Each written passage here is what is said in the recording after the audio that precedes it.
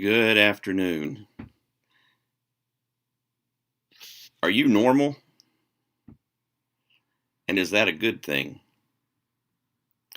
When you get a call from your doctor and he or she tells you that your test results are normal, that's a good thing. It means you're healthy.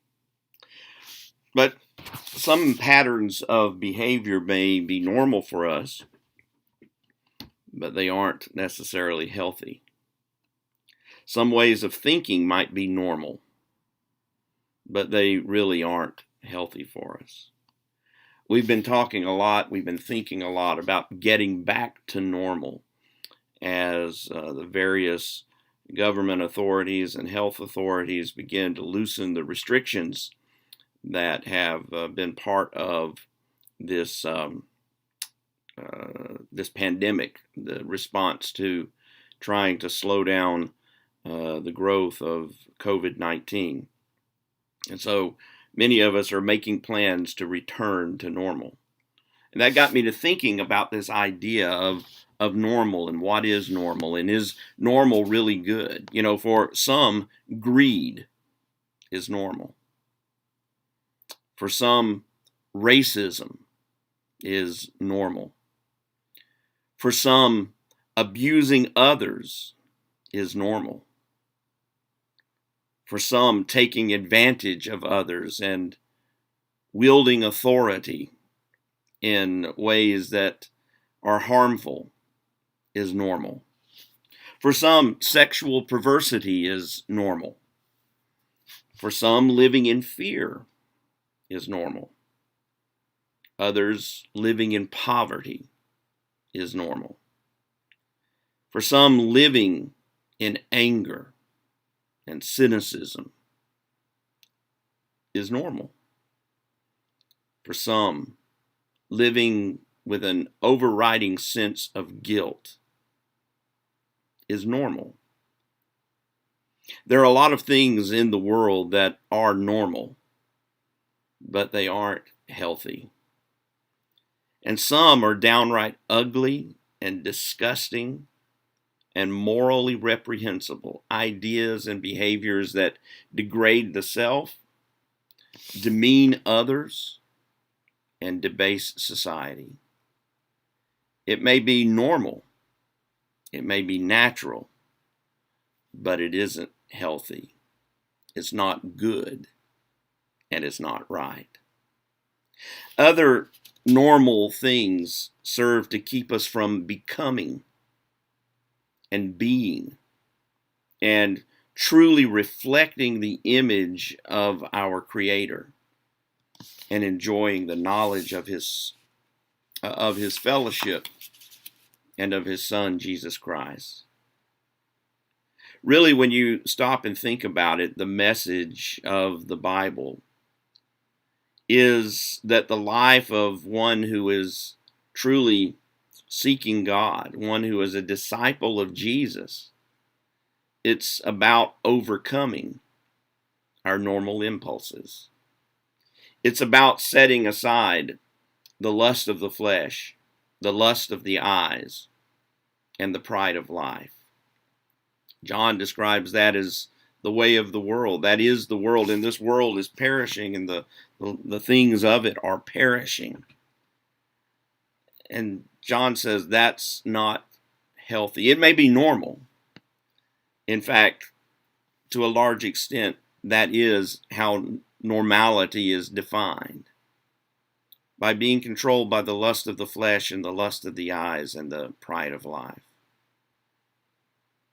I remember many years ago a conversation I had with a young lady. We were talking about some biblical principle and talking about how we should respond in certain circumstances. And she says, "Daryl, that's just not normal." And I had to agree with her. It isn't normal. But what is normal really isn't healthy.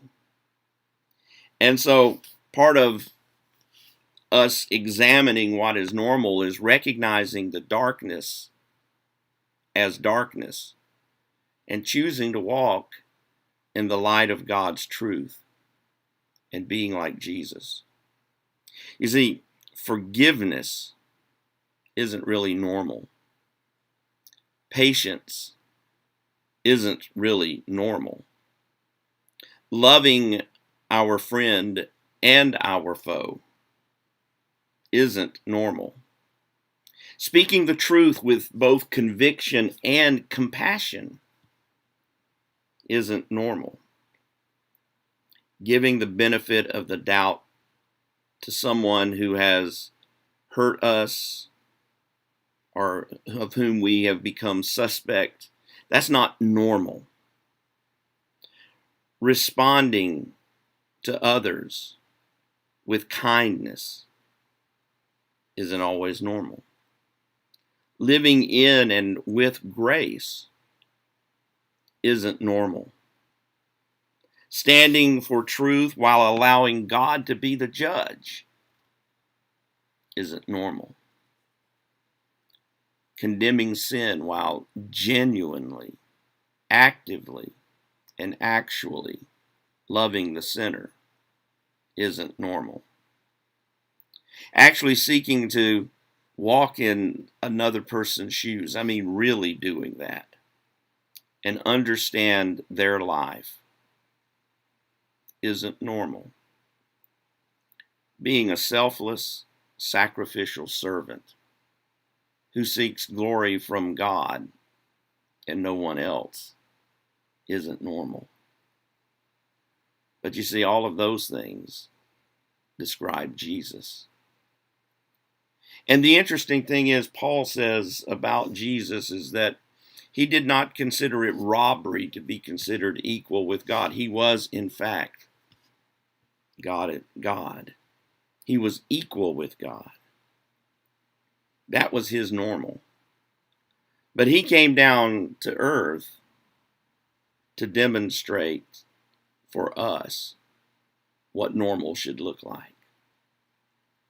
And so as we begin to get back to normal, I hope that we reflect a little bit on what normal ought to look like in our own lives.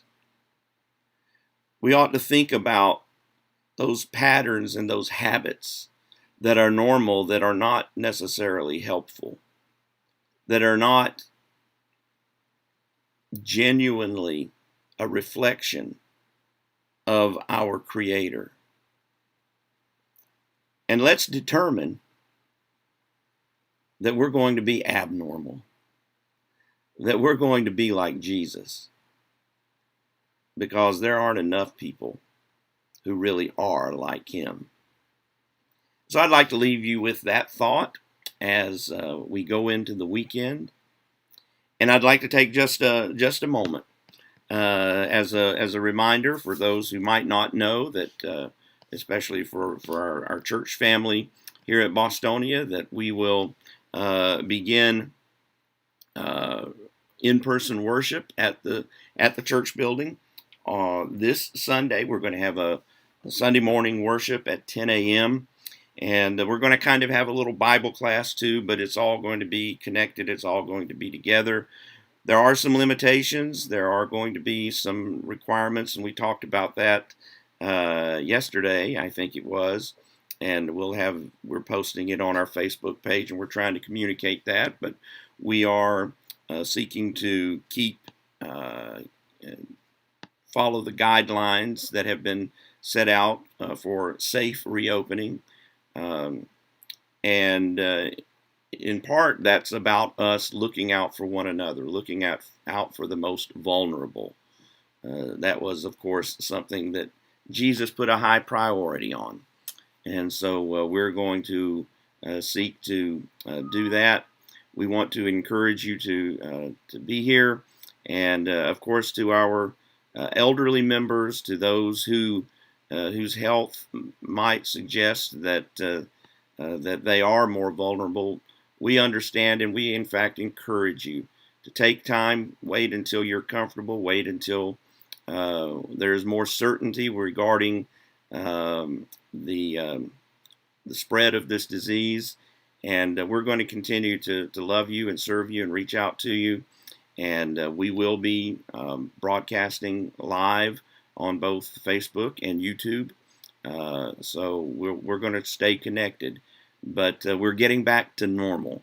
And normal for the people of God is to come together in person and worship and praise and share in communion. And I'm looking forward to that.